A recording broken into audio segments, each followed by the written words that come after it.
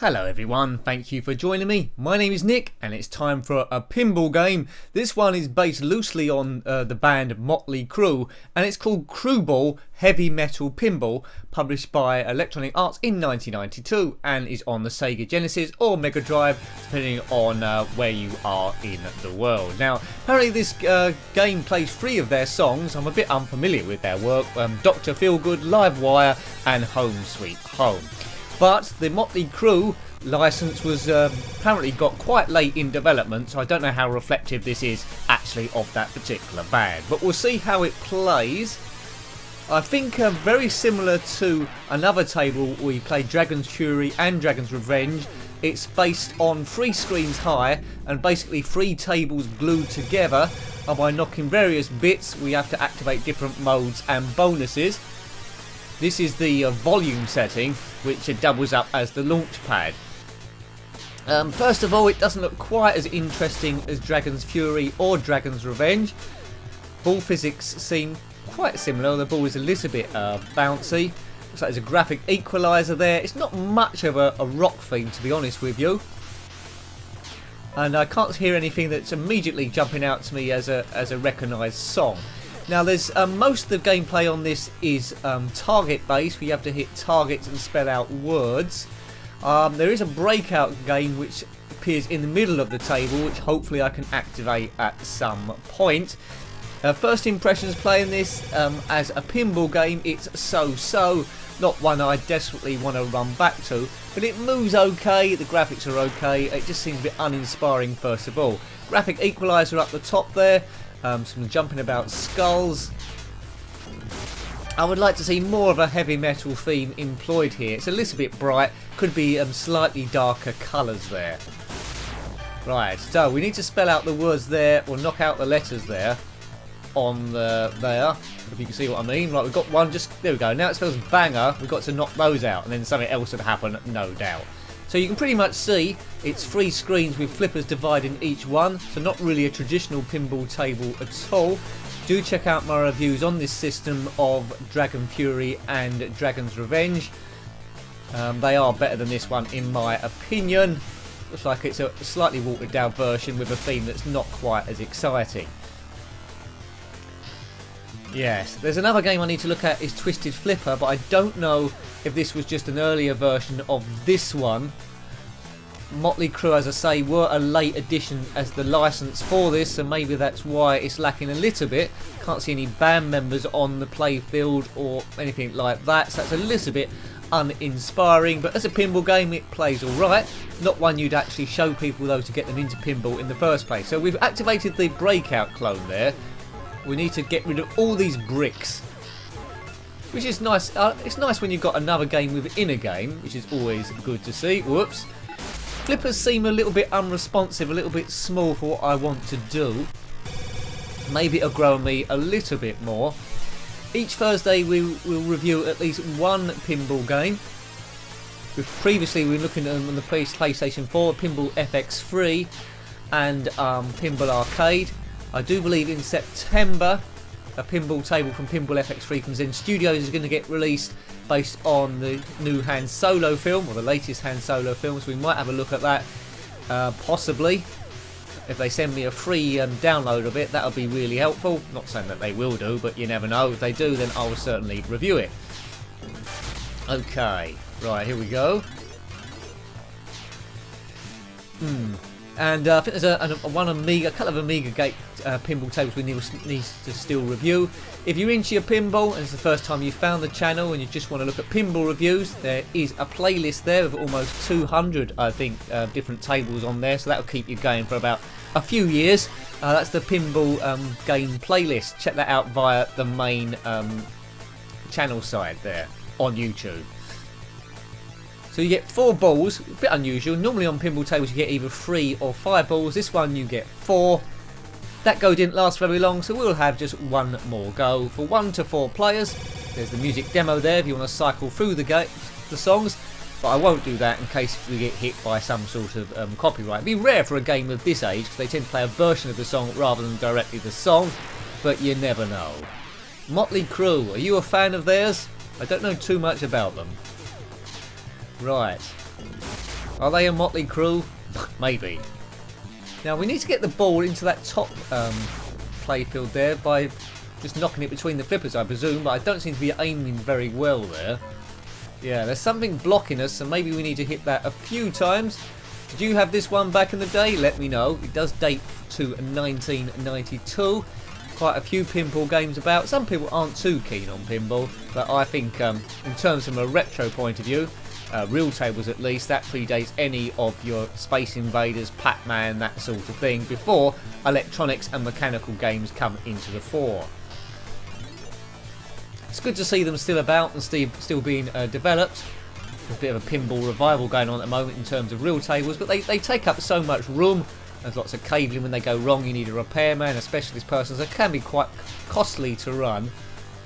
I'd love to have some though, because I think you'd learn about how to fix them a little bit yourself. So I'd love to have some if I had the room, but we can spend our whole lives wishing for stuff we didn't have, can't we? Whoops!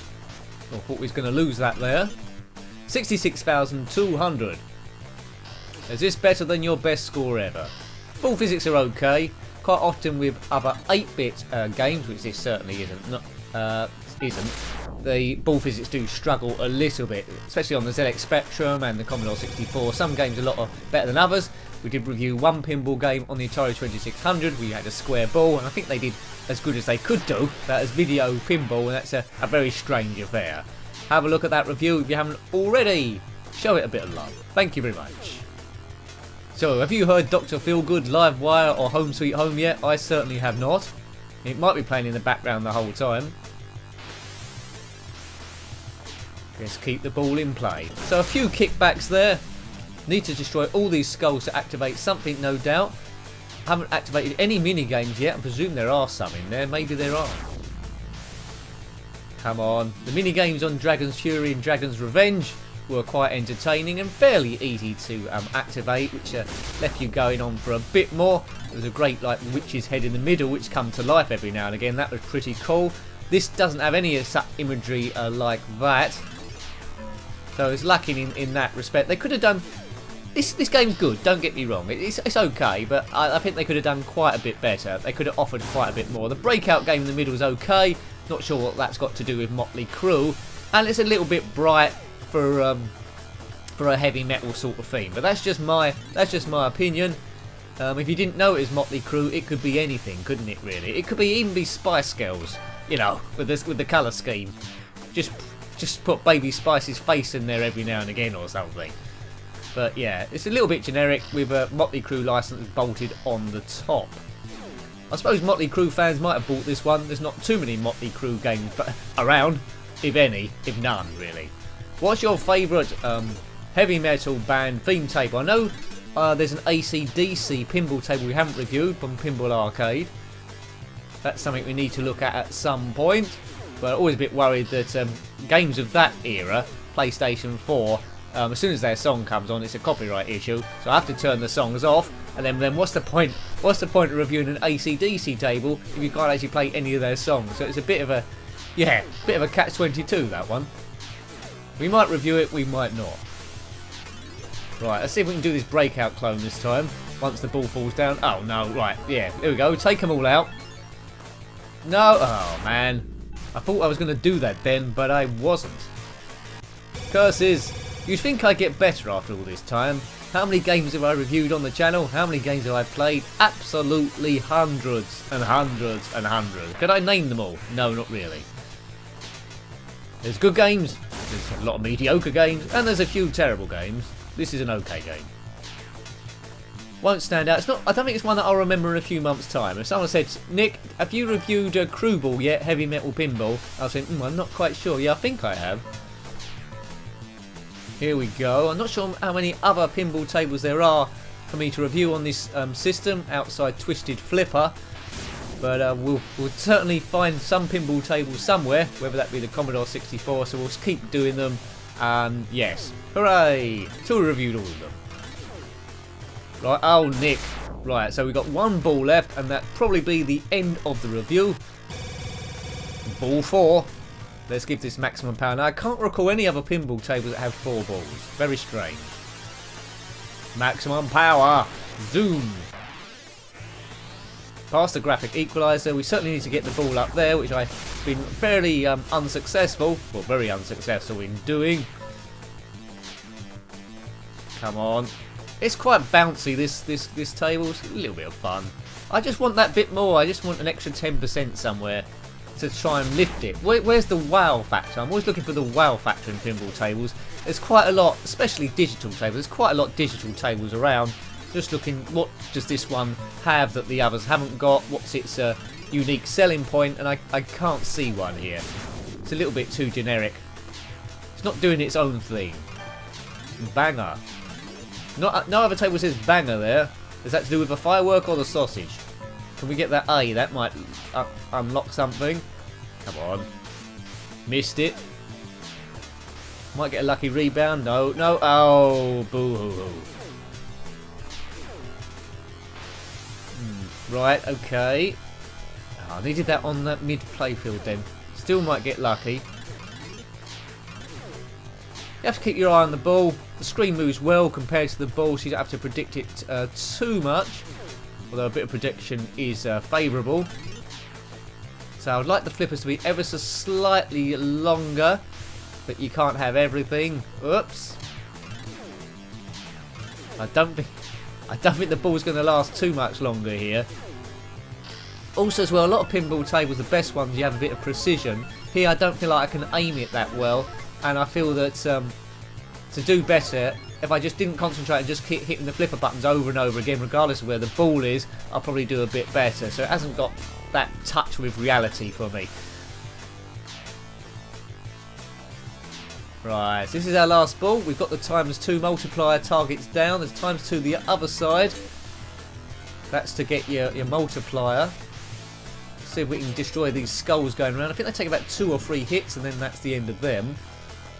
Oh, back to the breakout.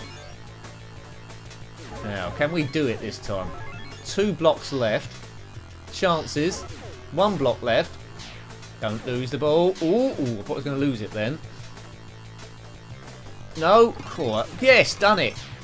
And now another pattern is developing, I think. What's it doing this time?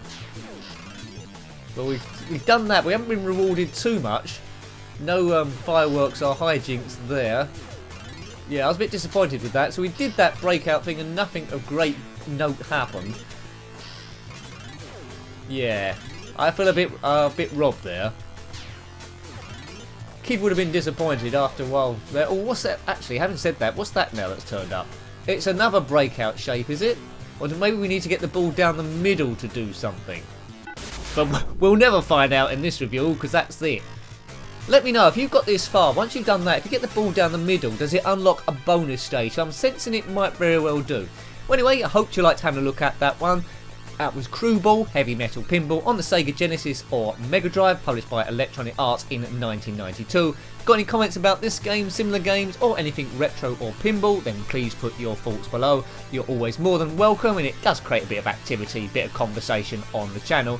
A huge thanks to everyone that's subscribed so far, helping the channel keep running and growing. It really is appreciated.